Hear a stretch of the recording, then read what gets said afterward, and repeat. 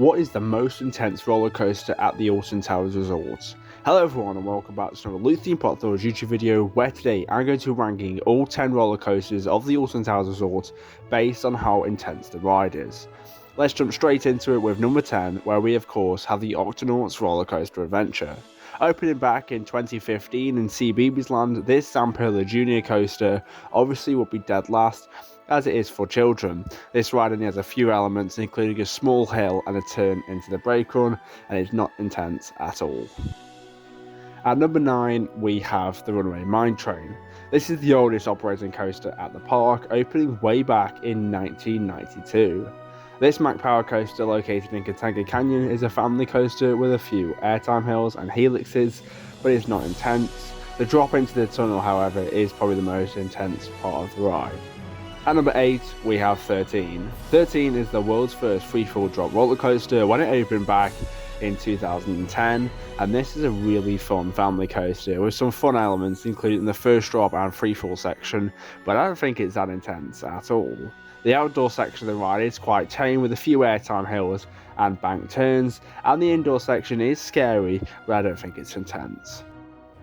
At number 7, we have Wicker Man, the park's GCI wooden roller coaster, which opened back in 2018.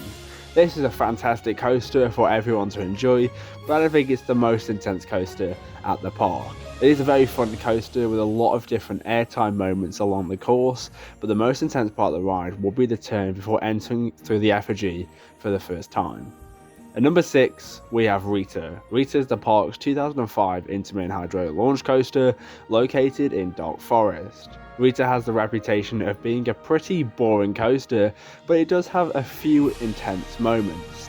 Of course, the launch from 0 to 60 miles per hour in just 2.5 seconds is very intense, alongside the first turn and also the overbank turn over the queue line of 13. At number 5, we have Spinball Whizzer. This is the marathon spinning coaster which opened back in 2004.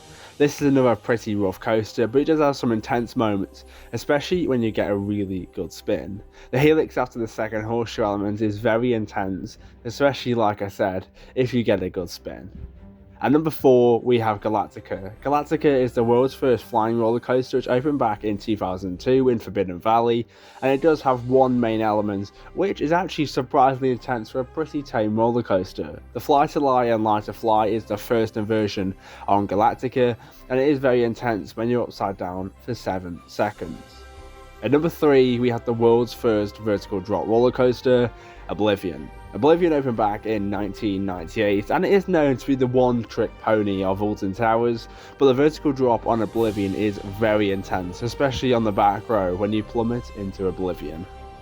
At number 2, we have the Smiler. Opening as the world's first 14-looping roller coaster back in 2013, the Smiler is definitely one of the most intense rides at Alton Towers. With its 14 almost back-to-back inversions, it's obvious that this can be pretty intense for a lot of people. And at number 1, of course, it's Nemesis Reborn. From start to finish, Nemesis Reborn is flying around the track and being intense. The helix and zero-G roll are especially intense, and when you're flying around the rocks and water, nearly clipping your feet against the rocks, it's definitely the most intense coaster at Alton Towers. You really think your feet are going to crack against the rock?